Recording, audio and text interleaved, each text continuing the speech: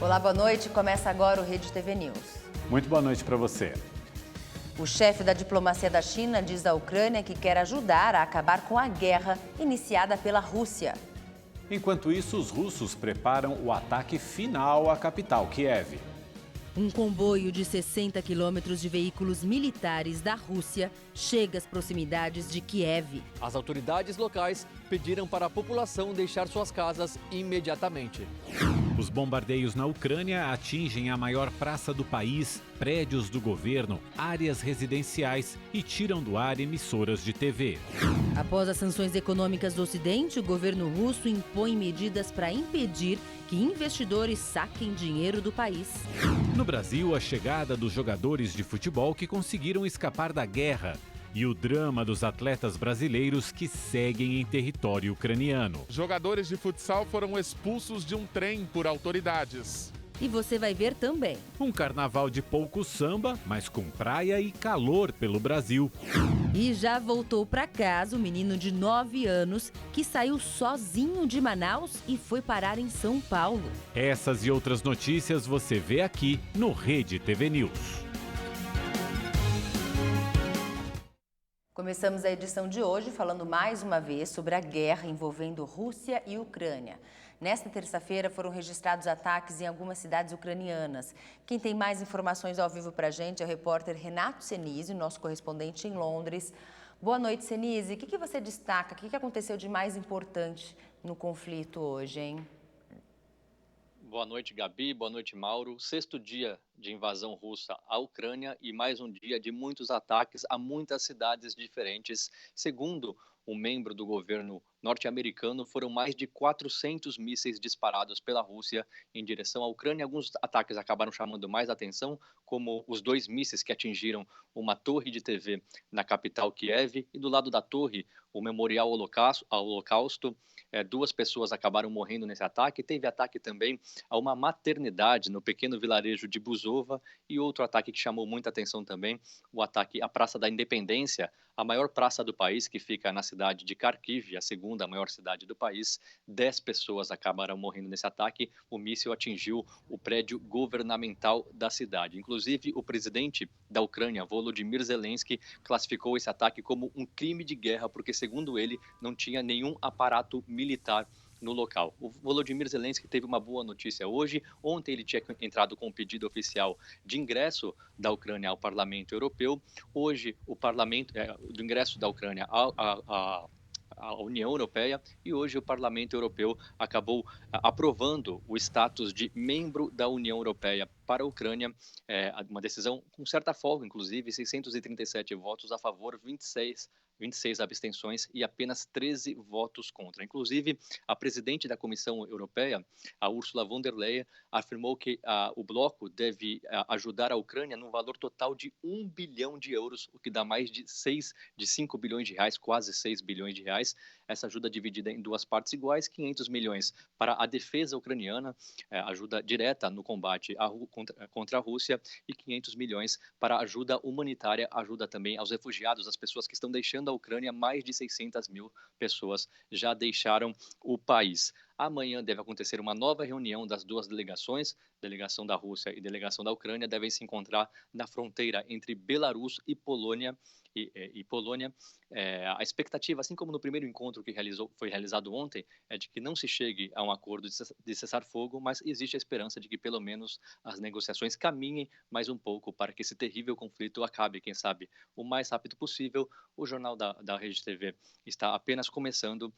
Durante toda a nossa edição, a gente vai trazer mais informações, mais atualizações dessa invasão da Rússia à Ucrânia, que chegou hoje ao 6º dia. Obrigado, Senise. Só para frisar que o voto ali no Parlamento Europeu é um voto indicativo. A Ucrânia ainda não faz parte da União Europeia, é um voto apenas indicativo. Agora a gente fala de notícias aqui do Brasil. A maior tragédia da história de Petrópolis, região serrana do Rio de Janeiro, completa 2 semanas. Hoje pela manhã foi encontrado o corpo de mais uma vítima. Com isso, já são 232 pessoas mortas pela tempestade que atingiu a região no último dia 15. Os bombeiros continuam as buscas. 4 pessoas ainda estão desaparecidas. O trabalho é feito com a ajuda de mergulhadores e equipes terrestres com cães farejadores. Mais de 800 pessoas estão desalojadas. E olha só, um menino de apenas 9 anos que embarcou e viajou sozinho de Manaus para São Paulo, retornou para casa e já está com a família. A mãe do garoto ainda não entende como o filho conseguiu entrar no avião. A repórter Jéssica Oliveira, da TV A Crítica, que é afiliada da Rede TV na capital amazonense, conversou com a mulher que pediu para não ser identificada. Como ele conseguiu passar pela segurança, como que ele conseguiu despistar a segurança, como ele conseguiu embarcar numa aeronave. O garoto de 9 anos saiu de casa sozinho no último sábado, pegou um ônibus e foi para o aeroporto de Manaus. Mesmo sem passagem aérea, documentos e malas, ele conseguiu entrar no avião e viajou para São Paulo. Após 4 horas de voo, o menino desembarcou no Aeroporto Internacional de São Paulo, em Guarulhos. A mãe, assim que percebeu que o filho não estava em casa, ficou desesperada. Então eu fui em 4 delegacias, chegando nessas 4 delegacias todas fechadas, devido ao feriado. Saí pela cidade distribuindo cartazes, espalhando imagens nas redes sociais e retornei em casa às 10 horas da noite. Quando eu cheguei às 10 horas da noite na minha casa, um funcionário da Latam, Vinícius, entrou em contato comigo informando que o Emanuel estaria em Guarulhos. Eu espero assim uma resposta, porque se meu filho de 9 anos embarcou, entrou no aeroporto, sem documento, sem passagem, sem fazer um check-in, é muito fácil uma pessoa pegar uma outra criança, raptar e levar. É muito fácil uma pessoa transportar droga. É uma sensação assim horrível que eu não desejo para ninguém. Olha, em nota, a companhia aérea Latam afirmou que o caso está sendo investigado. Já a Agência Nacional de Aviação Civil informou que vai adotar medidas administrativas caso seja identificado algum descumprimento das normas. Em nota, a Polícia Civil do Amazonas informou que a criança foi ouvida e as câmeras de segurança do aeroporto foram solicitadas. Até o momento, a investigação aponta que a criança agiu sem a ajuda de adultos e, antes de partir, realizou pesquisas na internet de como entrar em um avião despercebida. Medo desse menino. Com as chuvas acima do esperado nos últimos meses, o nível da maioria das represas do país está acima da média. Na região metropolitana de Belo Horizonte, todos os reservatórios estão com 100% da capacidade. Mesmo assim, não há previsão de redução na conta de luz. No segundo semestre do ano passado, o Brasil registrou a pior seca em quase um século. A estiagem deixou os principais reservatórios do país em níveis críticos. A conta de luz aumentou e algumas cidades foram atingidas pelo racionamento de água. O alívio só veio com as chuvas acima do previsto nos últimos meses. Segundo o Instituto Nacional de Meteorologia, entre novembro e janeiro, a região sudeste teve um dos 10 períodos mais chuvosos desde 1961. Essa é a represa Vargem das Flores. Ela fica em Betim, na Grande BH, e faz parte de um sistema de abastecimento que há um mês está com todos os reservatórios com 100% da capacidade. Aqui já houve transbordamento e as partes mais baixas da região foram alagadas. A bacia do Paropeba é composta por 3 grandes reservatórios, que são Rio Manso, Serra Azul e Vargem das Flores, os quais se encontram em sua capacidade máxima, o que garante o abastecimento à população em quantidade e qualidade até o próximo período chuvoso. Em 30 dias, o nível médio das represas no Sudeste e no Centro-Oeste passou de 35% para 55%, maior patamar em 10 anos. Esses reservatórios concentram 70% da capacidade de armazenamento do país. No Norte, o sistema está com 97% e no Nordeste, 80%. Na usina de Irapé, foi necessário abrir as comportas. Já na região Sul, os reservatórios ainda sofrem com a seca, média de 30% da capacidade. A pior situação é a de Campos Altos, em Santa Catarina, apenas 17%. O operador nacional do sistema já registra redução no uso das usinas termoelétricas. Esse tipo de energia, mais cara e poluente, evitou um colapso energético no ano passado. Mas a conta do período de seca foi tão alta que vai ser paga até 2025. Por isso, mesmo com os reservatórios mais cheios, dificilmente as tarifas vão ficar mais baratas neste ano.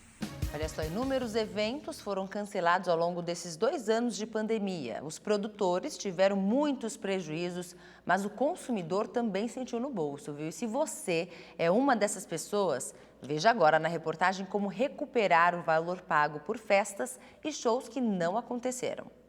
Em fevereiro de 2020, Anderson comprou um par de ingressos para ver o show de uma banda com a esposa. Mas com a pandemia, o evento foi suspenso e até hoje o casal não foi ressarcido. Faltando informação, não viu com e-mail, não entra em contato, nada. A gente tentou procurar a produtora, a gente tentou ver a questão de reembolso e a única resposta que nós tivemos foi que se caso a gente fosse pedir o reembolso ia ser feito no prazo de até 1 ano e que os ingressos para esse evento especificamente não seria mais revendido, né? Só que o reembolso pode demorar ainda mais. O governo federal publicou uma medida provisória que permite esticar o prazo de devolução de valores de shows, festivais e reservas turísticas canceladas ou adiadas por causa da pandemia. O texto da medida provisória destaca que os profissionais relacionados à área de eventos não terão a obrigação de reembolsar imediatamente os valores dos serviços de cachês, desde que o evento seja remarcado, com data limite de até 31 de dezembro de 2023. Diante da situação de insegurança, o Ministério Público de Pernambuco marcou uma reunião com produtores de eventos e representantes dos PROCONs de todo o estado. Nós estamos agora com essa edição da medida provisória, que tem força de lei, buscando a alternativa de manter o caminho da razoabilidade e assim procurar fazer com que o consumidor não tenha tanto prejuízo. Este advogado explica o que deve ser feito em casos onde a devolução do dinheiro está complicada. Nada impede que esses consumidores tentem chegar amigavelmente até esses produtores, até essas empresas, entrem em contato e tentem amigavelmente solicitar o reembolso. Algum questionamento, alguma dúvida, alguma insatisfação por parte do consumidor com relação aos seus direitos, ele deve procurar a Defensoria Pública, deve procurar o auxílio de algum advogado e até mesmo o PROCON para discutir suas questões judicialmente. O ministro da Ciência, Tecnologia e Inovações, Marcos Pontes, disse hoje que o Brasil terá uma vacina brasileira contra o novo coronavírus disponível para uso na população em até 9 meses. O imunizante utiliza a tecnologia de RNA mensageiro e foi desenvolvido pela pasta em parceria com o laboratório americano HDT Biocorp. Os testes de fase 1 começaram em janeiro. Apesar de o Brasil ter vários tipos de vacinas disponíveis e boa parte da população imunizada, o ministro Marcos Pontes disse que o investimento para desenvolver uma vacina brasileira é importante, já que os imunizantes podem ser utilizados como dose de reforço num possível calendário anual de vacinação contra a Covid-19. E agora vamos aos números da Covid-19 no Brasil. Segundo os dados do Ministério da Saúde, são mais de 26 milhões e 506 mil recuperados da doença. 1.655.000 pacientes continuam em acompanhamento e desde o início da pandemia, mais de 649 mil pessoas morreram de Covid-19 no país. Sol e calor combinam com praia, né? E muita gente aproveitou o tempo bom e foi curtir o feriadão no litoral paulista. A gente ficou aqui com inveja deles, né, Mauro? Mas olha, nesses tempos de praia cheia, é preciso também ter muita paciência, já que cada um tem o seu próprio jeito de aproveitar esse descanso. Ilumina o caminho que Deus pilota. Como é que é trazer um sonzinho aqui pra praia? Da hora, legal, curtindo um solzinho, tranquilo, da família. Você ouve e os vizinhos também curtem, né? Oxe, é claro. Pra Suelen, que é só alegria em Praia Grande, no litoral sul de São Paulo, também não pode faltar música. Quando uma outra barraca aqui do lado toca uma música mais alta? Coloca mais alto ainda, amigo. É um duelo de som? É um duelo de som. A gente põe um pouco mais alto, depois um pouco mais baixo. É assim que vai. Já deu briga por causa disso? Já deu briga. O pessoal fala, não aumenta não. E eu falo, aumenta tudo. Tiago veio com os pais e a namorada para passar uns dias e estranhou o funk. Agora e essa música aí? Esse? Não. Esse não. Essa não. Tem que ser uma música do dia a dia, tal, entendeu? O interesse de muitos banhistas em tocar músicas na praia fez aumentar a oferta de caixas de som. Quanto é que tá a caixa de som? R$45. O Jefferson é ambulante, vende raspadinha e a caixinha de música é um item inseparável. Qual que é o som do momento aí? Nós toca de tudo. Tudo que o povo pede, nós coloca. Pagode, samba, funk.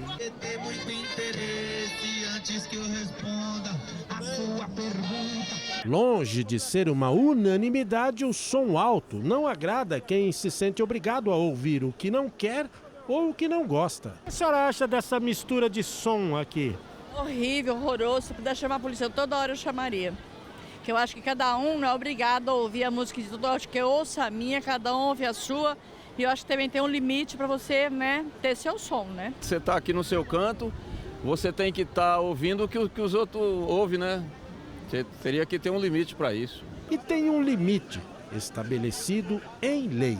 Todas as cidades aqui da Baixada têm uma legislação própria que proíbe o som muito alto aqui na praia. Aqui em Praia Grande, por exemplo, 10 equipamentos foram recolhidos de janeiro para cá. A multa para os infratores é de R$500. As regras mudam de acordo com a cidade, assim como o limite do som. Este advogado lembra que é crime esse tipo de abuso e a punição não depende apenas do município. Independentemente da legislação local, existe uma figura que nós chamamos de contravenção penal, que é uma espécie criminal, em que a propagação desse tipo de ruído significa perturbação do sossego. E essa perturbação do sossego pode gerar até 3 meses de prisão para quem infringe essa norma. Gente, aproveita um pouco o silêncio, ouve o barulho do mar, que é tão gostoso, tão relaxante. Ou então fone de ouvido, né? Rede TV News faz uma rápida pausa, silêncio, a gente volta já.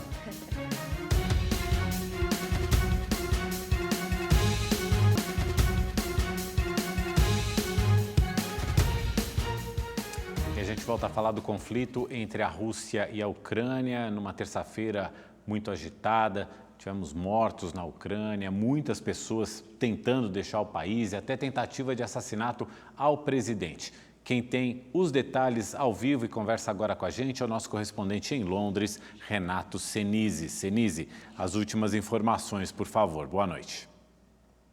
Boa noite, Mauro. Boa noite, Gabi. Últimas informações, ataques continuam acontecendo já de madrugada agora, né? Na Ucrânia, ataques principalmente na cidade de Zitomir.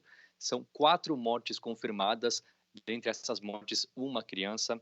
O presidente ucraniano Volodymyr Zelensky havia passado a informação algumas horas atrás que 15 civis ucranianos morreram nessa terça-feira. Agora esse número com certeza já cresceu nessa madrugada, inclusive por causa desses ataques à cidade de Zitomir. Ataques também acontecendo nesse momento à capital Kiev, que teve 12 alarmes de ataques aéreos durante toda a terça-feira. Kiev que tem toque de recolher das 8 da noite às 7 da manhã. Existe o toque de recolher na capital Kiev. Muita gente deixando o país e tentando deixar o país, né? Segundo as Nações Unidas, 660 mil pessoas já deixaram a Ucrânia desde o início do conflito e 1 milhão de ucranianos abandonaram suas casas, mas permanecem dentro do país. Assim como permanece dentro do país o presidente Volodymyr Zelensky, ele continua afirmando que não vai fugir, que vai ficar e resistir à invasão russa. E horas atrás, o secretário de Segurança Nacional da Ucrânia informou que um grupo de mercenários da Chechênia foi morto enquanto tentava assassinar o presidente Volodymyr Zelensky. A gente falou ontem aqui no Rede TV News que são pelo menos 400 mercenários já na capital Kiev com a missão de assassinar o presidente Volodymyr Zelensky. Ele que conversou nessa terça-feira com o presidente norte-americano Joe Biden. Conversa por um telefone via satélite, telefone seguro que foi dado pela embaixada norte-americana ao governo ucraniano um pouco antes da invasão russa acontecer. Outra conversa por telefone importante que aconteceu na terça-feira, o Wang Yi, ministro das Relações Exteriores da China, conversou com o chanceler da Ucrânia, dizendo que está disposto a ajudar no cessar-fogo. Pequim, que é aliada a Moscou, mostrando aí um pouquinho de solidariedade ao que vem acontecendo na Ucrânia. como a gente disse, é o 6º dia de invasão russa à Ucrânia, um dia com muita violência, muitos ataques. Vamos então acompanhar na matéria um resumo do que aconteceu nessa terça-feira. Praça da Independência em Kharkiv. Ganhou esse nome depois que a Ucrânia se separou da antiga União Soviética. Nessa terça-feira, um míssil russo explodiu na maior praça de todo o país.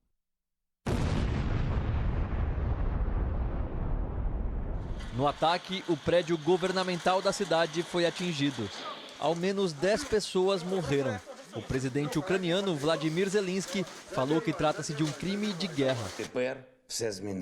Agora tudo mudou. O míssil atingiu a Praça da Independência, o rosto da nossa Kharkiv. É terrorismo contra a Ucrânia. Não havia nenhum alvo militar lá. Janelas e paredes das construções que circundam a enorme praça explodiram. Um dos principais pontos turísticos do país ficou em ruínas.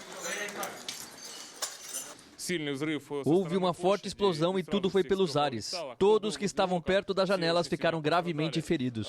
Tive sorte porque estava andando de costas para as janelas. Os pedaços de vidro voaram em mim, mas não me machuquei muito, disse esse sobrevivente. Áreas residenciais de Kharkiv, a segunda maior cidade do país com 1,5 milhão de habitantes, também foram atingidas durante todo o dia. O mesmo aconteceu em Lviv, em Melitopol, em Mariupol. A todo momento, hospitais recebendo feridos e mortos. Sergei Shoigu, ministro da Defesa da Rússia, afirmou de novo que os ataques estão sendo realizados unicamente em alvos militares, sempre com armas de precisão. Na capital Kiev, uma torre de TV foi destruída por 2 mísseis russos. Ela fica ao lado do Memorial do Holocausto. Enquanto a Rússia ataca a maior homenagem da Ucrânia às vítimas do nazismo, o ministro das Relações Exteriores acusa mais uma vez o presidente ucraniano de estar adotando medidas nazistas. Ele iniciou uma lei que não deixa espaço para os povos indígenas, entre eles os russos, que vivem nessas terras há séculos. É o mesmo espírito de legislar da Alemanha nazista, afirmou Sergei Lavrov. Segundo as autoridades, 5 pessoas morreram. Todas caminhavam na calçada. Canais de TV tiveram sua transmissão interrompida por causa do ataque. Depois de 6 dias de invasão, o comboio militar russo se aproxima cada vez mais de Kiev. Uma gigantesca coluna de 64 quilômetros de extensão, com tanques, veículos blindados e artilharia pesada. As autoridades locais pediram para a população deixar suas casas imediatamente. O prefeito da capital, Vitaly Klitschko, disse que a situação é ameaçadora. O inimigo quer tomar o coração do nosso país, mas vamos lutar e não vamos desistir de Kiev. Forças Armadas, Defesa Territorial e nossos cidadãos estão prontos para defender a capital. O chamado do governo para os ucranianos pegarem armas está dando certo. Uma cervejaria de Kiev converteu sua linha de produção em uma fábrica de coquetéis Molotov. Existe um momento na vida em que você precisa usar toda a sua energia e conhecimento para ajudar seu país. E estamos fazendo isso. Vamos fazer com que a ideia de um novo Império Russo caia por terra, disse Yuri Zastavny, o dono da cervejaria Pravda. De Londres, Renato Senise para o Rede TV News. E olha, um pacote de sanções aplicado pelo Ocidente contra a Rússia já atingiu bancos, derrubou a moeda do país, bloqueou exportações, além de provocar a fuga de investidores. Vamos ver na reportagem do correspondente na Ásia, Marcelo Espíndola. As sanções econômicas impostas à Rússia pelos Estados Unidos, União Europeia e aliados ocidentais provocaram a debandada de investidores no país. Para tentar amenizar a situação, o primeiro-ministro russo, Mikhail Mishustin, anunciou que Moscou vai impor restrições temporárias a investidores estrangeiros que buscam vender ativos e participações, fazendo com que o dinheiro fique preso no país. Na tentativa de salvar o rublo, a moeda russa, que foi brutalmente desvalorizada, o Banco Central proibiu aos cidadãos de transferir valores para o exterior. Pelas ruas de Moscou, os efeitos das retaliações ainda não são percebidos.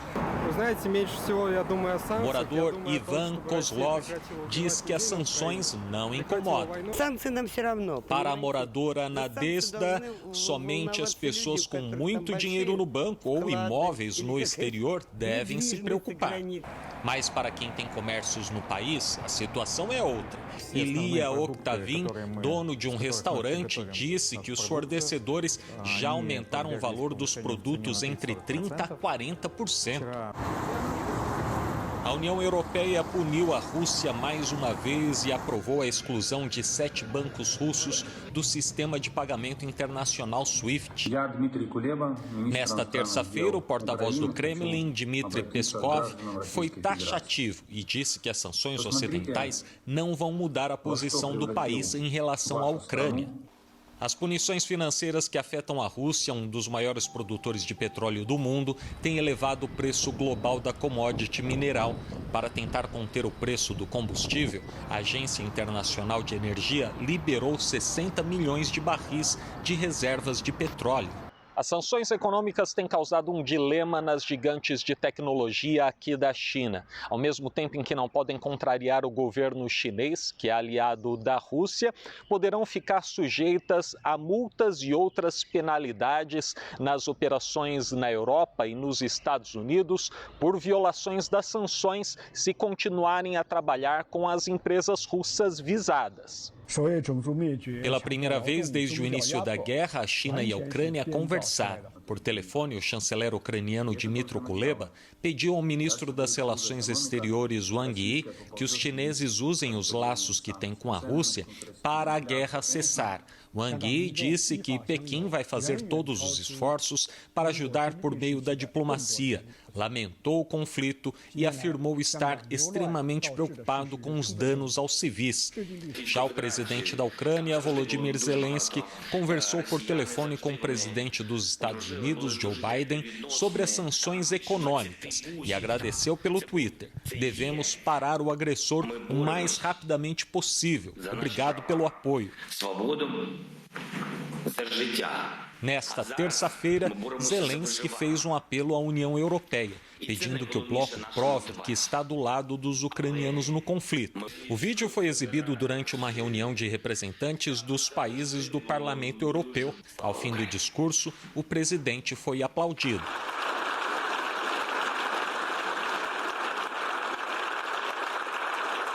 Marcelo Espíndola, de Macau, na China, para o Rede TV News.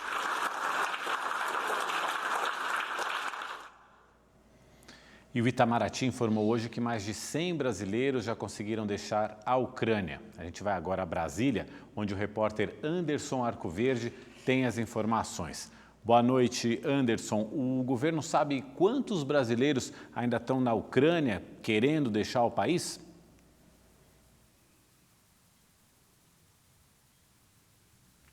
Sabe sim, Mauro. Boa noite para você, boa noite, Gabriela, e a todos que nos acompanham. Segundo o Itamaraty, antes do conflito, a comunidade brasileira na Ucrânia era estimada em aproximadamente 500 pessoas.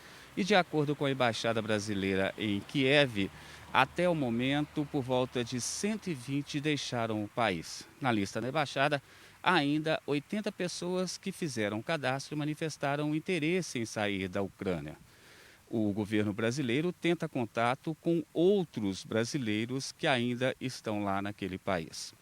Também foram montados pontos de apoio com a ajuda de voluntários em estações de trem e outros locais próximos às fronteiras com a Romênia e com a Polônia.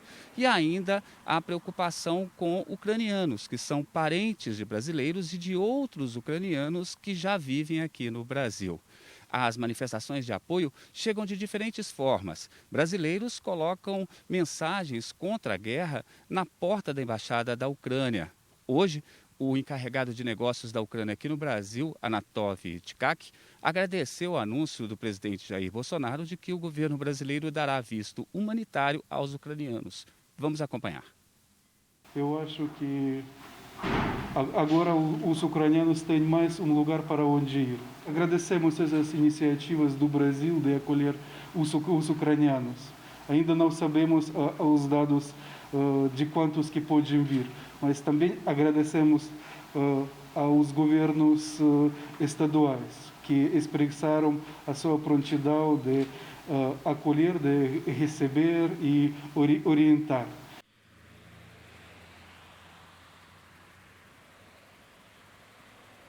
Segundo o porta-voz, o encarregado de negócios, os governos de São Paulo e do Paraná se prontificaram a receber refugiados. Brasileiros que vivem em comunidades ucranianas nesses estados estão em contato com parentes e também com conhecidos no exterior. De Brasília, Anderson Arcoverde para o Rede TV News. Obrigada, Anderson. Olha, uma das preocupações do governo brasileiro em relação à guerra é a importação de fertilizantes para a agricultura. A Rússia é o principal fornecedor do insumo para o Brasil. Por isso, o conflito pode afetar a safra deste ano e gerar uma nova alta no preço dos alimentos. Enquanto faz as compras no mercado, a Marta fica de olho nas notícias que envolvem a guerra. Ela sabe que o conflito pode ter impacto direto no que ela compra todo mês. Tenho certeza absoluta que vai mexer mais no bolso da gente hoje. A gente hoje já está prejudicado pela inflação no Brasil, vai piorar com a guerra. E a preocupação da Marta não é à toa. A Rússia é um dos principais exportadores de itens importantíssimos para a agricultura brasileira, como os fertilizantes. Eles são utilizados para aumentar a produtividade do solo e da colheita. O receio do governo brasileiro é de que a interrupção das exportações dos fertilizantes pela Rússia aumente o preço do produto no mercado internacional, prejudicando a safra brasileira deste ano. O país importa cerca de 70% dos insumos utilizados na produção agrícola. Só para você ter uma ideia, em 2021, 23% dos adubos ou fertilizantes químicos importados vieram do país europeu. No ano passado, o Brasil importou mais de 41 milhões de toneladas de adubo ou fertilizantes, o que representa um total de mais de 15 bilhões de dólares. E a Rússia aparece como o principal fornecedor, seguido da China, Marrocos, Canadá e Estados Unidos. Mas calma, não precisa sair correndo para o supermercado e começar a fazer um estoque de alimentos. Este diretor técnico da Confederação Nacional da Agricultura e Pecuária do Brasil explica que ainda é cedo para saber qual o tamanho do impacto na nossa economia. Precisamos avaliar quanto tempo, se há realmente uma expectativa dessa guerra durar por um longo tempo e saber como vai ser impactado no mercado de fertilizantes principalmente. Estados Unidos e Europa começam os seus plantios entre abril e maio, então já vamos dizer assim, nós podemos ter uma antecipação, né, dos problemas que nós podemos ter na agropecuária brasileira de acordo com o que eles estiverem nesses países. Outro fator que deve contribuir com a inflação do preço dos alimentos é o petróleo, que no primeiro dia de conflito no leste europeu chegou a custar $105 o barril. Este analista financeiro explica que todos estes fatores podem provocar um efeito cascata na cadeia de produção brasileira. A desvalorização do real junto ao aumento do barril de petróleo aumenta o valor dos nossos combustíveis. E isso gera um efeito cascata em toda a cadeia, aumentando o custo de produção e de transporte das nossas commodities, que colabora para também o aumento da inflação e escassez no mercado interno.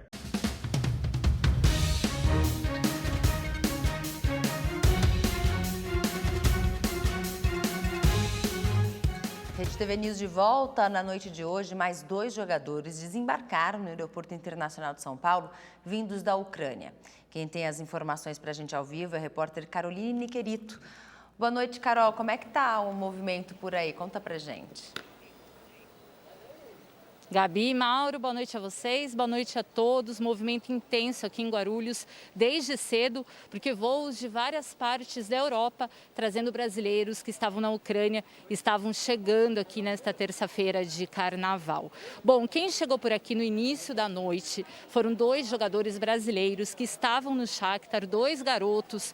Um deles é o Vitão, Vitor Eduardo, mais conhecido como Vitão, zagueiro do Shakhtar, de 22 anos. Outro é o Vinícius Tobias, de 18 anos que também estavam no Shakhtar. Esses 2 jogadores estavam com aquele grupo de cerca de 40 atletas brasileiros que estavam no bunker de um hotel em Kiev, que mostraram ali como que foi esse período de abrigo ali, que eles ficaram no bunker para a gente pelas redes sociais, gravaram vídeos, pediram ajuda, né? E no sábado esse grupo conseguiu ir de trem até a Romênia e da Romênia, lá da capital Bucareste, na Romênia, eles pegaram um voo até Amsterdã e chegaram aqui em São Paulo. A gente conversou com os 2 jogadores, vocês vão ver agora ali a emoção da chegada, do encontro com os parentes. O Vitão contou pra gente o momento que ele mais sentiu medo e vocês acompanham agora. Muito difícil, cara. Só peço que Deus abençoe todos que ficaram. Feliz por estar com a minha família. Feliz por conseguir trazer meu filho de 3 meses de volta para casa. Só tenho a agradecer mesmo a Deus e relaxar minha mente, que eu tô precisando muito. Qual foi seu maior medo lá, cara? O maior medo foi meu medo passar, meu filho passar fome, cara. Eu aguento, mas meu filho com 3 meses, cara, não tenho o que fazer dormindo no chão, sem sabendo o que está acontecendo lá fora. Esse foi meu maior medo, foi pelo meu filho. Como é que vocês conseguiram deslocar de lá? A parte mais difícil foi ficar lá dentro, sabendo que lá fora estava acontecendo uma guerra com muita gente morrendo. Lá de dentro escutava bomba, gritos do lado de fora. Eu também conversei com o Vinícius Tobias, um garoto de 18 anos. Até dezembro de 2021, o Vinícius jogava no time sub-20 do Inter. Ele chegou em Kiev para jogar pelo Shakhtar no dia 10 de janeiro. Fez toda a pré-temporada com o time, mas não conseguiu nem estrear, não deu tempo. Completou 18 anos no dia 23 de fevereiro. A chegada dele aqui foi emocionante. Encontrou a mãe, a dona Dagmar, os irmãos, os sobrinhos, e vocês acompanham agora. Meu aniversário foi o pior aniversário que eu já passei na minha vida, longe da minha família, e completando 18 anos, começou uma guerra no dia do meu aniversário. Para mim foi um aniversário muito difícil. Eu estava na churrascaria com meus empresários e com a minha esposa, comemorando. Aí a gente voltou pro hotel e 4 horas da manhã a gente escutou barulho de bomba e saímos o mais rápido possível de lá. Bom, de manhã chegaram outros jogadores, o Pedrinho, o Michael, o Dodô, o Fernando e também o preparador físico do Shakhtar, que é brasileiro, o Luciano Rosa. Eles desembarcaram aqui em Guarulhos, no Rio de Janeiro. Chegou o Marlon e o Giovanni César preparou uma reportagem para contar aí da chegada de todos esses atletas brasileiros e vocês acompanham agora. Olha aí, olha aí, olha aí. Um abraço cheio de significado para a família do jogador Michael. E ele resume assim. Momento de alívio, né? Um alívio e de felicidade agora de poder encontrar todos e todos bem. Michael estava em Kiev, na capital da Ucrânia. Ficou num abrigo muito perto das áreas atacadas pelos russos. 1,5 km já tinha um confronto, mais acima uns 2-3 km tinha outro. Graças a Deus, onde a gente estava no bunker, não dava para ouvir muitas coisas, só quando a gente ia para a rua. Ainda muito emocionada, a mulher de Michael conta um dos tantos momentos impactantes da viagem para deixar o país ucraniano. Eu me lembro também quando a gente estava indo ao encontro dos amigos do time, os tanques passando do lado do nosso carro e meu filho inocente. Mamãe, que legal! Outro jogador que desembarcou hoje foi o Dodô. Ele conta que as bombas começaram a explodir antes do esperado. Sempre falavam lá nas matérias da Ucrânia que levava 3-4 dias para eles chegar na capital. Levou questão de 3-4 horas para eles chegarem lá. Então, depois disso aí ficou mais difícil para a gente. Então, todo mundo estava assustado.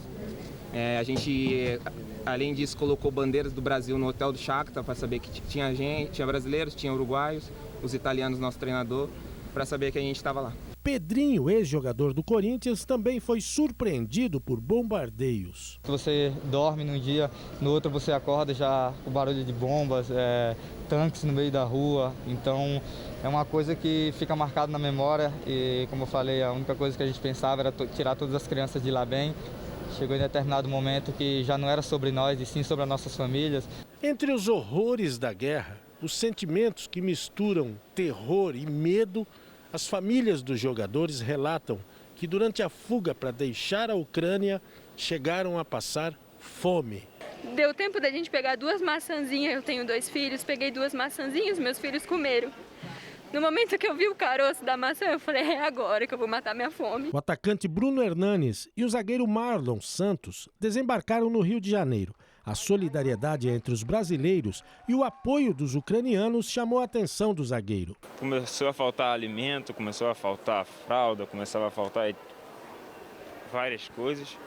Mas aí depois teve pessoas que se dispuseram a sair, a se arriscar, como o Júnior Moraes, que foi ver atrás dos alimentos para as crianças, fralda para as crianças, e foi dali que a gente começou a se unir para tentar manter a calma, para a gente conseguir, de alguma maneira, encontrar uma solução para sair daquele local e daquele ambiente. Hoje, as lágrimas da namorada do Bruno são de alívio. Uma sensação de alívio. Graças a Deus, graças a Deus. É bom estar de volta em casa. Poxa, é muito bom. É o que eu mais queria, era chegar em casa. E o medo de você talvez não conseguir sair de lá, né, cara? Mas o preço que melhor que tem é estar com minha família. São histórias dramáticas e com um final de alívio, né, para quem conseguiu chegar ao Brasil. Só que diversos brasileiros ainda tentam deixar a Ucrânia. Nas redes sociais, eles estão mostrando as dificuldades que vem enfrentando para conseguir meios de transporte. Jogadores de futsal foram expulsos de um trem por autoridades. Davi é da cidade de Coqueiral, no sul de Minas, e se mudou para a Ucrânia há 2 meses para estudar e trabalhar. Nesta gravação, ele mostra o abrigo onde ficou para se proteger da guerra antes de deixar o país. Nosso jeitinho brasileiro aqui, ó, nos bunkers, demos um jeitinho, pegando umas caixas, fizemos umas mini camas aqui, com ticutinha, buscamos travesseiro lá, os cobertor, as malas precisavam ir embora, crianças, nenéns, a vida tá fácil não. Desde o início do conflito, tudo ficou mais difícil na Ucrânia. Não tem como entrar no supermercado, as filas estão quilométricas. Estão dando volta no supermercado. Junto com 2 jogadores de futsal, Davi tentou embarcar para a Romênia nos últimos dias. Impossível entrar. A gente está aqui, não vai perder esse trem, não tem como entrar, vamos para o próximo. Os brasileiros chegaram a pagar para viajar com o maquinista, mas foram expulsos do trem. Eu estava em cima do vagão, eles me empurraram lá de cima, eu acabei caindo, batia o peito, fiquei sem ar um bom tempo, até agora há pouco estava sem ar. Bati o peito no ferro da grade do trem. Falaram que não ia aceitar porque a gente é estrangeiro. É uma vergonha isso. Falaram que a prioridade é para os ucranianos. E depois eles ainda dão prioridades para crianças, para senhores, para senhoras. Então a gente é o último, se sobrar. Então a gente teve que tentar dar o nosso jeitinho. Depois de várias tentativas frustradas, o grupo de brasileiros conseguiu deixar a cidade de Kiev de carro. O plano é chegar até Lviv, no oeste da Ucrânia, próximo da fronteira com a Polônia. Tá tendo bombardeios, a gente vai estar em campo aberto, sabe? É uma coisa assim que é uma viagem que é para durar de carro umas 7 horas, mas ela pode durar 15 pelas paradas e por tudo mais. Não tem mais como ficar aqui. O próprio embaixador que estava aqui para ajudar as pessoas resolveu ir embora, que ele falou que não tem mais como ficar, que a coisa tá ficando muito feia e vai estourar logo, vai estourar tudo em Kiev. Esta publicação feita hoje nas redes sociais mostra que eles já passaram por diversas barricadas das Forças Armadas ucranianas e fiscalizações. O trajeto é de quase 600 quilômetros. Falta bastante ainda. Olha o trânsito que tá. Todo mundo indo para Lvovo, para Ternópoli, querendo sair de perto de Kiev. E a gente ainda está nessa luta aqui. Daqui 1 hora vamos chegar na cidade que a gente vai dormir e descansar, e amanhã vamos para Lvovo. É isso, seja o que Deus quiser. Guilherme é jogador de futebol e também teve muita dificuldade para deixar a Ucrânia. Mãe, tô pegando um trem, tô indo. Aí chegava lá, mãe, não deixaram a gente passar. Aí eu chorava. Aí ele ia no outro dia, aí a gente, naquela expectativa, agora ele vai. Chegava lá, nada. De acordo com os pais do jogador, a saída só foi possível com a ajuda de uma rede de brasileiros voluntários que vivem em países próximos. Guilherme chegou hoje à Polônia junto com outros 4 brasileiros, entre eles uma criança de 4 anos. Já chorei, agora tô com o rosto até inchado, né? Mas agora estou mais aliviada. Vou ficar mais aliviada quando ele chegar no Brasil. Pois é, não consigo nem imaginar como é que está tão perto assim do conflito ali, perto da guerra, né? Momentos de desespero que essas pessoas passaram.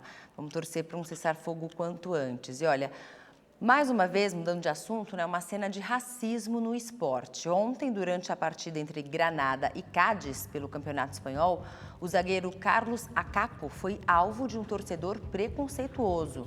Um vídeo mostra o atleta do Cádiz passando atrás do gol após ser substituído no jogo. Neste momento, um torcedor do Granada faz um gesto imitando um macaco e é repreendido pelo jogador no mesmo instante. Carlos Acapo desabafou nas redes sociais, dizendo que é lamentável que em 2022 isso ainda aconteça em um campo de futebol.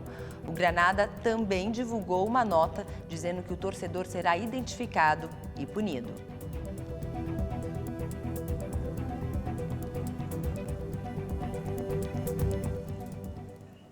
Não vai ser difícil identificar. Espero que não seja difícil punir também. Um jogador de 22 anos, um jovem de 22 anos, que é animador da famosa Carreta Furacão, quebrou o braço após cair de um ônibus do grupo em uma rodovia em Ilhéus, na Bahia. Um vídeo de celular mostra o momento do acidente. Na imagem, a vítima aparece ao lado de fora de um dos veículos customizados. Um outro homem também fica pendurado no ônibus. Um segundo carro, que parece pertencer ao grupo, está na faixa da direita. De repente, os veículos se chocam, prensando os dois animadores. Gabriel Ribeiro Alves, de 22 anos, cai e quase é atropelado. Além do braço quebrado, o jovem machucou o rosto e as costas. Ele foi socorrido e já recebeu alta. Uma idosa foi atropelada em Campo Grande, no Mato Grosso do Sul. Imagens de uma câmera de segurança mostram uma mulher de 75 anos caminhando. Em seguida, um carro branco invade a calçada e atropela a aposentada. O motorista fugiu sem prestar socorro. Sofia de Souza Soares foi levada para a Santa Casa com ferimentos leves. Ela já teve alta. O homem que dirigiu o veículo ainda não foi localizado. Uma carreta tombou em uma rotatória na cidade de Aparecida de Goiânia, em Goiás. Imagens das câmeras de segurança de um posto de combustíveis registraram o acidente. O veículo quase atingiu as bombas do estabelecimento. O caminhão carregava uma carga de carne que precisou ser retirada para que a carreta fosse removida. Ninguém ficou ferido. Vamos falar agora de um assunto bem mais leve. Assunto bom. Um respiro. Gente, hoje a cidade do Rio de Janeiro completa 457 anos. Para comemorar essa data, a gente fez uma pequena homenagem à cidade maravilhosa. O texto e a narração é da Aline Araújo.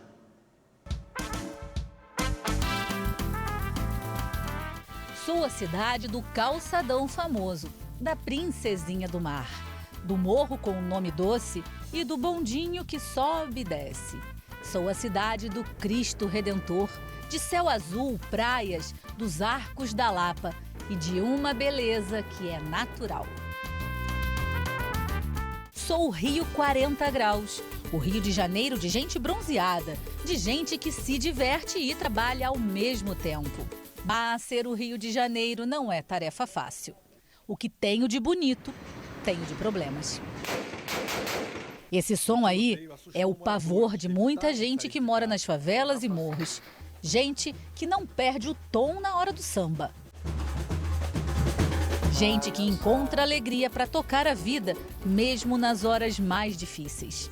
Ah, sou o Rio de Janeiro do Maracanã, o templo do futebol brasileiro, terra de torcidas apaixonadas. Sou o Rio, que hoje faz 457 anos. Só que mais pareço uma garota de Ipanema. Sou o Rio, e sabe o que é melhor disso tudo?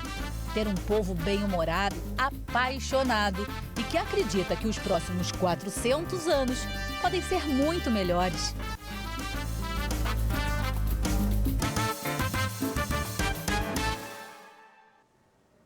É bonita essa cidade. Linda demais, é linda, apaixonada. É linda demais. O Rede TV News de hoje fica por aqui. Obrigado pela sua companhia. Tenha uma ótima noite. Uma boa noite para você. A gente se vê amanhã, 9h30 da noite. Até lá. Tchau, tchau.